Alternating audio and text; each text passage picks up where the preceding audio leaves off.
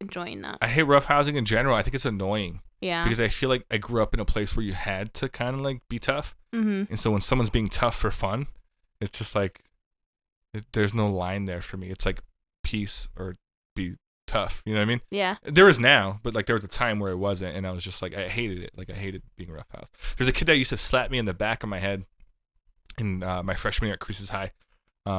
He would smack me in the back of my head, and then I would turn around, and he would pretend like it wasn't him, but there's only one person in the chair behind me, and his friends would laugh. And then as soon as I would turn forward, he'd hit me again. And like I was just like, oh. He did like 5 times one day. Really? And everyone was laughing, and I was like, this fucking kid. And as soon as we got into the hallway, I beat him up with one hand. And this isn't like impressive or anything. I was holding my binder. Remember everyone used to carry binders around in high school? I was carrying my binder, and he hit me again in the hallway. And I turned around, and I started punching him like over and over with one hand. And there was tile. Like the hallways at Cruces High, there's the one where the hallway was made out of tile. Yeah. And like I started like punching him into the tile. I beat him up pretty bad.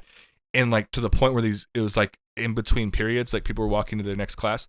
Yeah. So everyone was like, oh shit, like I fucked him up pretty bad. These girls, it was weird because you would think it'd make you look cool, but they looked scared. Like people looked scared of me. His friends looked scared. The girls, that some of them were pretty girls that I liked, looked scared. Even I, like if there was a mirror and I saw myself, I think even I would be like, fuck. It was a weird moment where I'd had enough. Like you just kind of snapped. It was like snapped, like, and I didn't hurt him. Like, I mean, he did bleed. Like, like I did hit him. Like I literally physically hurt him. Yeah. But he was fine. He got up, like, kind of like he deserved it. You know what I mean? He was like, "What the fuck, bro?" And like ran off, like he had blood coming down his eye. Nothing ever happened, so I'm assuming he just went home, like he didn't tattle. But like it was just annoying. You know what I mean? I forgot why I'm telling this story. Because you were talking about Laura Croft. Yeah, being dominated. Maybe that's my my thing. Maybe I want a girl to like bully me, like slap my head. I'm like, stop it. But I've tried to roughhouse with you and you don't like it. Oh, that's why this story started. That was the real reason. It was roughhousing. I hated that he was doing that. Yeah. Because I felt like if you're gonna do that, you better be ready to fight me. And he wasn't. And so I was like, what was the point? What were you doing? Just to be tough in front of your friends? Yeah. Like, so I never understood that. So I don't like roughhousing at all. Yeah, I know that about you. I can't roughhouse with you. So it's either like complete, like kick your ass kind of thing, or nothing at all. If you beat me up, I'm cool with that. Like, first of all, I don't think this would ever happen again, right? In that frame of mind. But going back to when I was, there's something respectful about someone that can beat you up. Maybe this is more common with men than it is with women. You've been in a few fights. Maybe you can tell me what it's like on the women's side. But as a guy, if there's someone talking shit to you and you're not a shit talker, you kind of just deal with it at first. You go, damn it, he got me. If there's someone that's witty, like, you know what I mean, that's really funny and quick and just uses something against you, like fast and like everyone's laughing, part of you goes like, damn, he got me, and you're cool. Yeah. Part of it gets to a point where you realize it's going to be physical or there's going to be a fight. If you are okay with the fight, not even if you started it, but if you're okay with the fight and lose, there's something respectful about it. Like, he got me. He was the better person. On both sides. Like, as the bully, sometimes when you fight, like, you just fight, the bully goes like, hey, I respect that you even fought me. Even if they won. Even if they beat you up. And you just move on. Like, as men, you kind of do that sometimes. Yeah. Not always. But it's like a weird thing where it's like, but I think some people aren't ready to go there. And they think they are. Because it's scary. If you act scary, you can get out of a lot of fights. For sure. For sure. And I don't mean in a bad way. But if someone's starting shit with me and I get scared, they know that and they keep fucking with me. Yeah. But if someone's starting shit with me and I'm like, fuck you, man. Like, I'll fuck you up right now. And I smash a bottle and fucking like pull my hair, you know what I mean? Or if I had, you know what I mean? Yeah. Like, what's up? Like, they're going to like, hey, like, I have just minimized the chances of being in a fight by like 90%. Yeah. Maybe he's just crazy, right? And we fight anyways. Yeah. But usually something clicks and you can see it in their eyes and they don't want to fight anymore. Yeah. So acting tough and acting crazy can help. It can help you a lot of times. Specifically in that case, it will. Yeah. Or vice versa. If you're scared, act tough.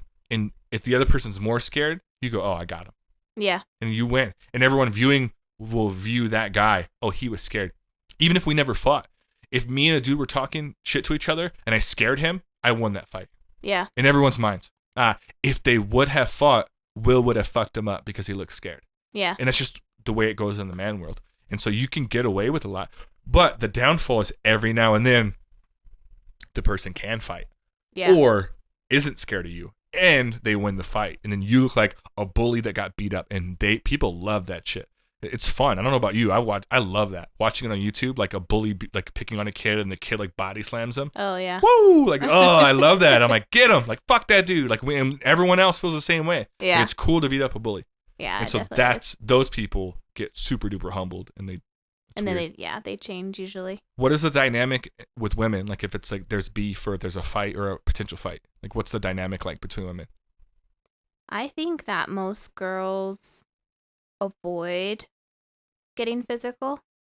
I feel like it's usually more of like either manipulation or it's more of like talking, like gossip or like rumors or things like that. And then I think if it gets to that point, which I think is pretty rare, then I feel it's kind of like that same dynamic. Like whoever's kind of scared will like usually back down. Or if you end up fighting, then I think like the girl fights that I have seen, like it gets pretty crazy because they just like, they don't really know how to fight. Why do girls pull each other's hair? Why is that a thing?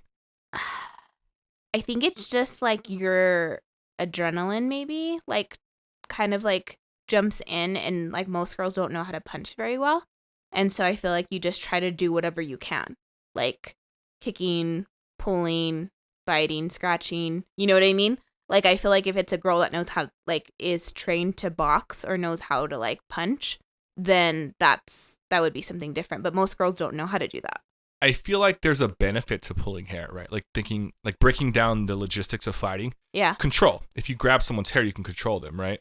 Yeah. But then you have to do something with that control. You don't see a lot. I think it would be smart if women, first of all, you shouldn't pull hair, right? Because it never ends well. But if you need control, you would think a girl would grab someone by the hair and then start hitting her, which I have seen in some fights, like online. Yeah. And those girls totally win the fight. It's an easy way to win because no one thinks about that. Yeah. And so it's like, and but then you girls see these. Don't really know how to punch that well. You don't have. Do you realize that? I think it takes like 5 pounds of pressure to break someone's nose. Did you know that? Mm-mm. Like if you hit someone, which is why you don't, as boxers and stuff like that. Like you don't want to take a straight punch to the nose. You don't. You can get punched to the side. You really don't want to take a punch to the nose at all. It hurts. Yeah. You ever like bumped your nose a little bit and you feel like this thing real quick? It doesn't take a lot of pressure to break this bone, and so it doesn't matter if you can punch. If you can grab someone's hair, I think a lot of women grab hair and pull it and that's it. I think sometimes they throw punches, but like if someone could grab someone's hair and then just start hitting them with the other hand, or if they're left-handed the other way, that girl would win every fight. Yeah. Because you're controlling, you can literally just hold them in place if you get close enough to the scalp. You can know exactly how to punch them. But I think it never happens. I don't see that anymore, but in high school there was always girl fights. Yeah. It always ends up on the ground, which most fights do, right? Yeah. But then it's just pulling of hairs. Like it's just, there isn't a lot of, and the worst one is sometimes girls that punch will punch the head. Do you realize that you can break your hand on someone's skull? Punching someone in the skull is not smart. You've watched UFC fights with me? How many people are punching people in the skull? Like literally like putting them on the ground and like, you literally can't even elbow or punch to the back of the head because there's reasons, right? Yeah. But they're like, you don't, like you face punches, front of the face, maybe the temple, right? You can mess someone's equilibrium up. Yeah. But like there's a lot of times where I see girls just like punching the top of their head. I'm like, you're gonna break your hand. Like the skull is hard as shit, specifically this part. Like because our brain's there, it's super hard. Yeah. Like that's not smart. Like you gotta go for the jaw or the nose or the eyes or the face or the temple. You really want, when people get knocked out, it's the snap.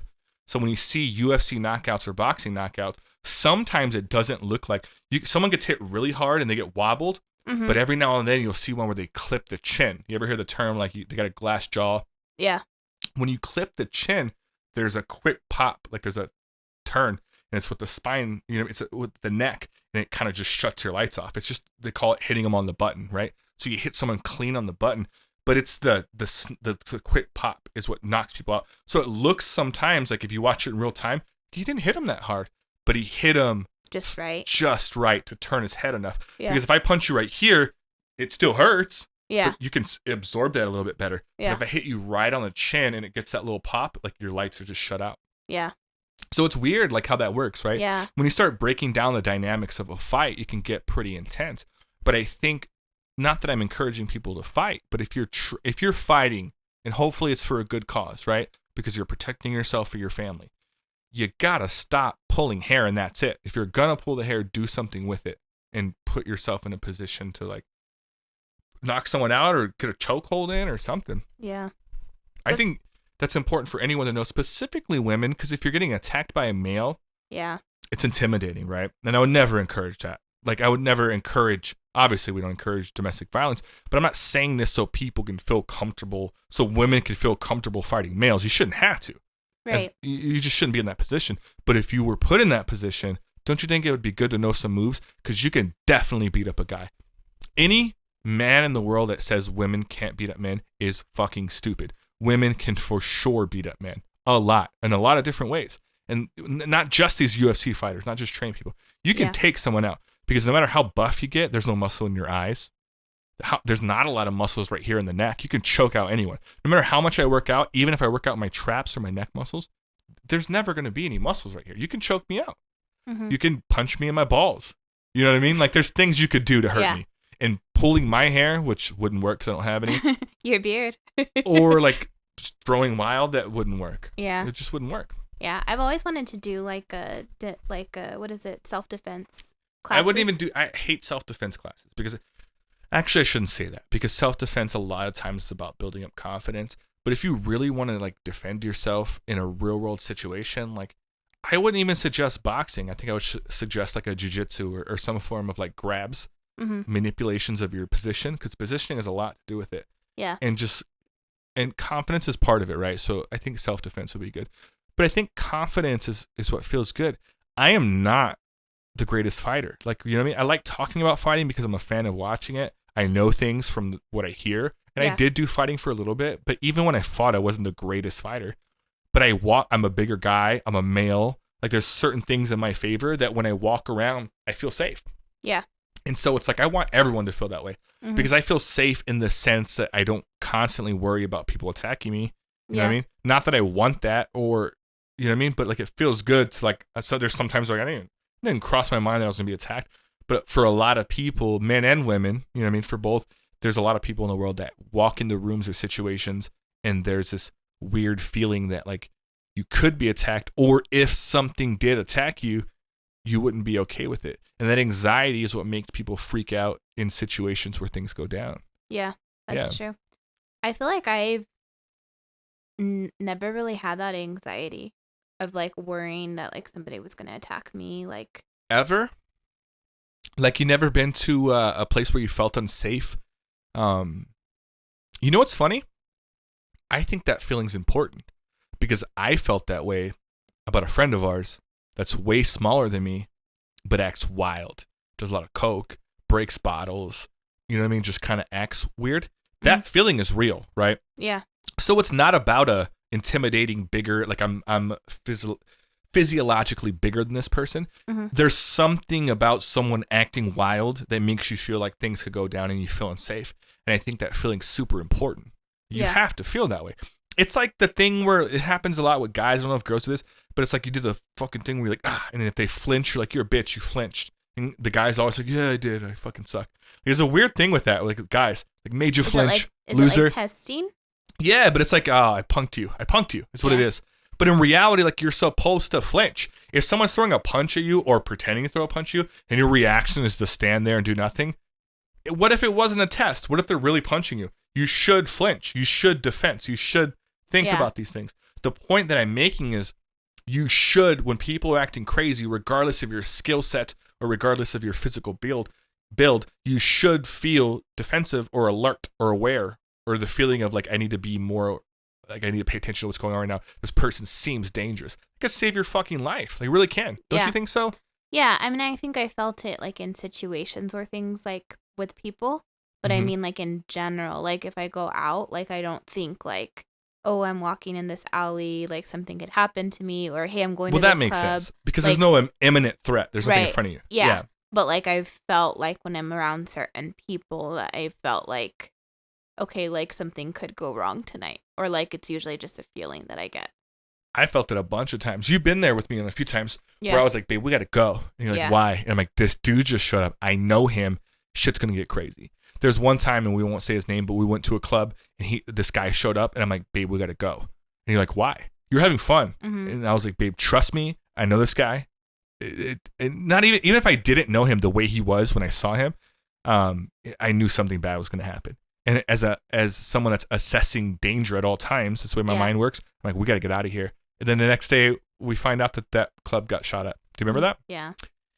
And it's like, I'm not like a mind reader. I didn't just guess that. I assessed the danger and I realized maybe nothing happens. Maybe nothing. Maybe we go home and we don't hear that story. But the fact that we did, I was like, I'm not surprised. Yeah. And so that feeling's good. That feeling's good. You should feel aware, but you shouldn't be paranoid is what you're talking about. Yeah. If I'm just walking down a street, like in the middle of a metropolitan area, or I'm just going to a store, like I shouldn't feel in danger. Yeah. But if I'm in an alley at night and there's 5 dudes at the end of it with 40s in a brown bag smoking weed with tattoos on their face and pistols bulging out of the side they can see out of their shirts, that should make me feel worried and I should not keep walking, right? Yeah. There's always this thing where you have an intuition. The most common thing, not the most, but one of the common things that people say when those things happen is, I knew it. Do you remember the movie Crash?